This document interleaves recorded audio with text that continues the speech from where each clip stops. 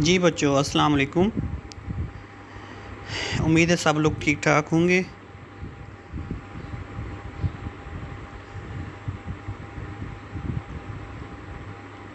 आज का लेक्चर आपका होगा सिंगुलर मैट्रिक्स क्या होता है, नॉन सिंगुलर मैट्रिक्स क्या होता है। ये आपने देखा होगा पहले, तो उसकी बेस पे हमने आगे चलना है। तो बिस्मिल्लाहिर्रहमानिर्रहीम। ये भी आपने पढ़ लिया है। इन्वर्स ऑफ मैट्रिक्स क्या है। इन्वर्स मैट्रिक्स का फार्मूला है ए का inverse equal to adjoint of A divided by A का डिटर्मिनेंट। तो बी हमारे पास अगर एक मैट्रिक्स है, इसको देख लें। बी अगर हमारे पास मैट्रिक्स है, उसका डिटर्मिनेंट अगर ज़ीरो आ जाता है तो ये आगे सॉल्व नहीं होगा। तो इसको लिखेंगे B inverse does not exist. अगर इस तरह का क्वेश्चन आ जाए आपको तो आप परेशान नहीं होना। तो जस्ट ये अगर उसका डिटर्मिनेंट ज़ीरो आ जाता है तो ये लिख लीजिएगा डज नॉट एग्जिस्ट। तो अगर डिटर्मिनेंट ज़ीरो नहीं होता तो फिर उसको हम आगे सॉल्व करेंगे। तो नेक्स्ट एग्जांपल देखें। नेक्स्ट एग्जांपल में उसने कहा हुआ है कि ए हमारे पास एक मैट्रिक्स है और इसको उसने हल किया है। इसका determinant not equal to zero आ गया है। नॉट इक्वल टू ज़ीरो है तो ये ए इन्वर्स यहाँ पर एग्जिस्ट कर रहा है। ए इन्वर्स अगर यहाँ पर एग्जिस्ट कर रहा है तो आपने क्या करना है, इसका आप क्या करेंगे, एडजॉइंट निकालेंगे। एडजॉइंट में यही होता है कि इसके डायगोनल एलिमेंट की जगह रिप्लेस कर देंगे और एंटी डायगोनल के साइन चेंज कर देंगे। तो ये आपका जो है ना एडजॉइंट बन जाएगा।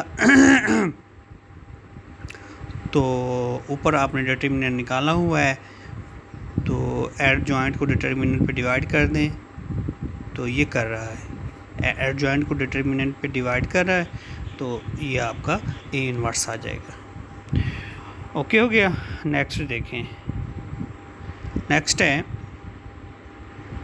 हाँ ये एक्सरसाइज है। ये इसके क्वेश्चन आपने असाइनमेंट में लिखने हैं। ये क्वेश्चन 5 क्वेश्चन हैं, तो ये आपसे नहीं होगा जी वाला हिस्सा, तो बाकी आप कर लीजिएगा। और ये 3 का मैट्रिक्स है, इसके को फैक्टर निकालने होंगे। तो को फैक्टर कैसे निकालेंगे, को फैक्टर भी आपको नहीं आते होंगे, इसको छोड़ दें। फिर ये 2 क्वेश्चन छोड़ दीजिएगा, बाकी 3 कर लीजिएगा। फिर ठीक हो गया। आगे सिस्टम ऑफ लीनियर इक्वेशंस आपको गिवन होंगी। एक से ज़्यादा इक्वेशन हो लीनियर, वो सिस्टम बन जाता है। एक से ज़्यादा इक्वेशन हो तो वो सिस्टम बन जाता है हमारे पास। तो यहाँ पर 2 इक्वेशन दी हुई हैं। 2 इक्वेशन दी होंगी, उसको आपने सॉल्व करना है। Solve the linear system of linear equation. उसको कैसे सॉल्व करेंगे, सबसे पहले उसको मैट्रिक्स फॉर्म में कन्वर्ट करना है। मैट्रिक्स फॉर्म में कन्वर्ट करने के लिए तो क्या करेंगे, इसके कोफिशेंट को आप पहले लिखते हैं। ये आपके पास ए मैट्रिक्स बन जाएगा। फिर एक्स और वाई, जिसमें वेरिएबल जो भी यूज़ हो रहे हैं, एक्स और वाई यूज़ हो रहा है तो यहाँ एक्स और वाई लिखेंगे। तो राइट साइड वाले बी को हम करते हैं, पहले को ए का नाम दे देंगे, देते हैं। एक्स वाई को एक्स मैट्रिक्स बन जाएगा और दूसरा जो बी राइट साइड वाला हिस्सा है तो बी बन जाएगा।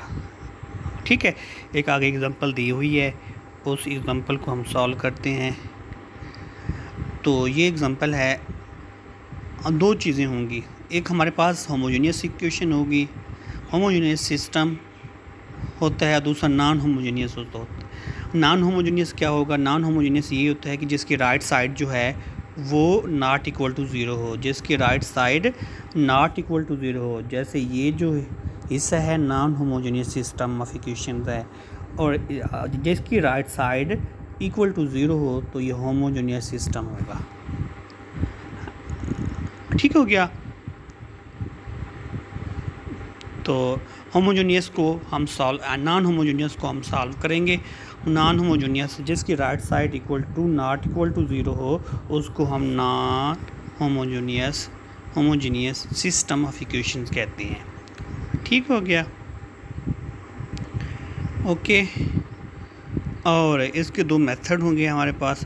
एक हमारे पास इन्वर्स मेथड होगा, दूसरा क्रैमर रूल होगा।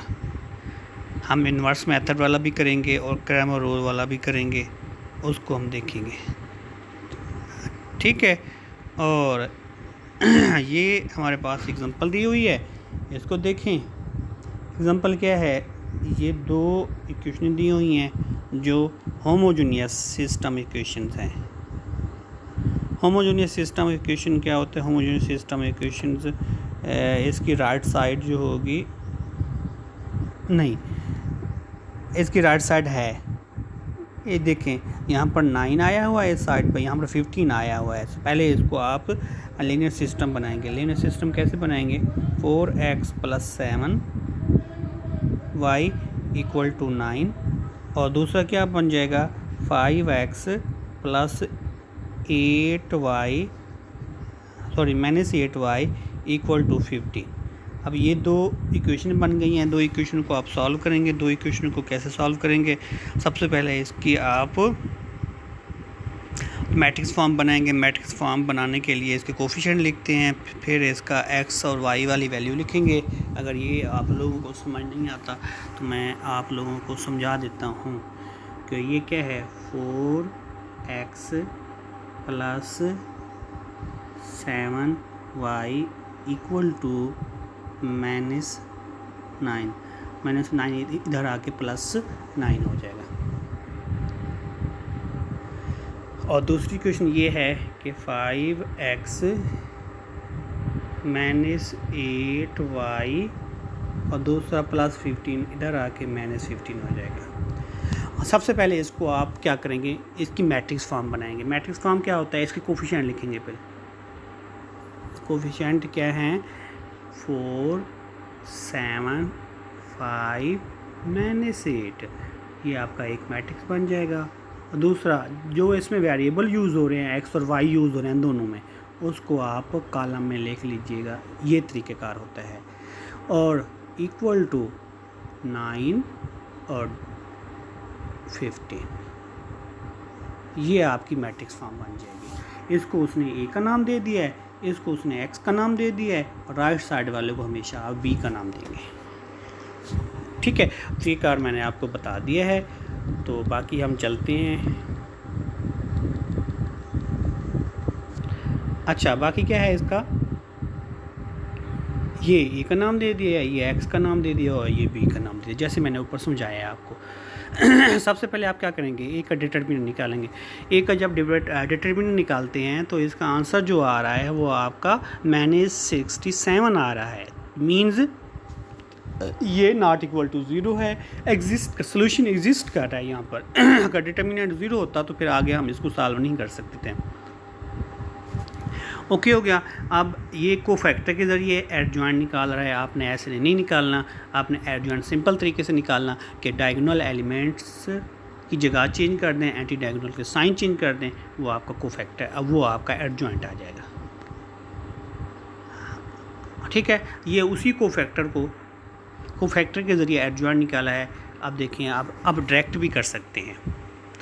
अब देखें यहाँ पर क्या करेगा? 4 और -8 की जगह चेंज करेगा जब, तो ये -8 उधर 4 की जगह चला जाएगा और 4 जो है वो 8 की जगह चला जाएगा। ये देखें, ये लाइन बनी है वही, और इसके साइन चेंज कर दें। 7 और 5 को -7 और -5 कर दें, तो फिर वही बन जाएगा। क्या आपने कोफैक्टर की तरफ जाना है। ओके हो गया। अब हमारे पास फार्मूला है A inverse equal to adjoint of A divided by A का डिटरमिनेंट। यहाँ तक उसने किया हुआ है, यहाँ तक पहले आप कर चुके हैं इनवर्स निकालना। आगे क्या करना है? आगे फार्मूला है, किसका फार्मूला है? वही लीनियर सिस्टम को सॉल्व करने का फार्मूला है। वो क्या है सॉल्व करने का फार्मूला? ये है। तो ये आया हुआ है x equal to A inverse B। A inverse यहाँ निकाला हुआ है, B उसने गिवन दिया हुआ है, तो दोनों को आप यहाँ पर लिख लेंगे। अब 1/67 को रहने दें और आगे वाले हिस्से को आप मल्टीपल कर दीजिएगा। मल्टीपल भी आप सीख चुके हैं पहले से।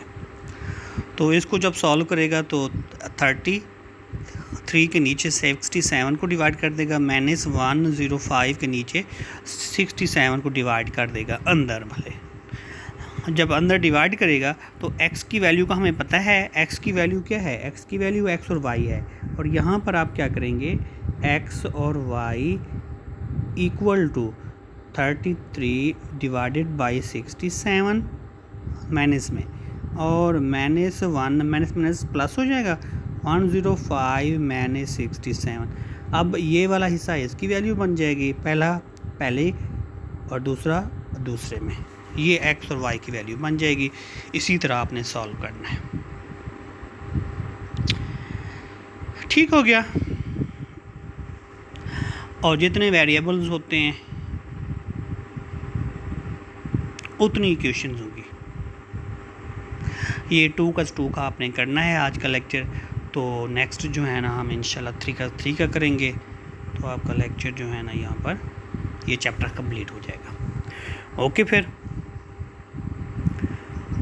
हाँ, दुआ में याद रखिएगा।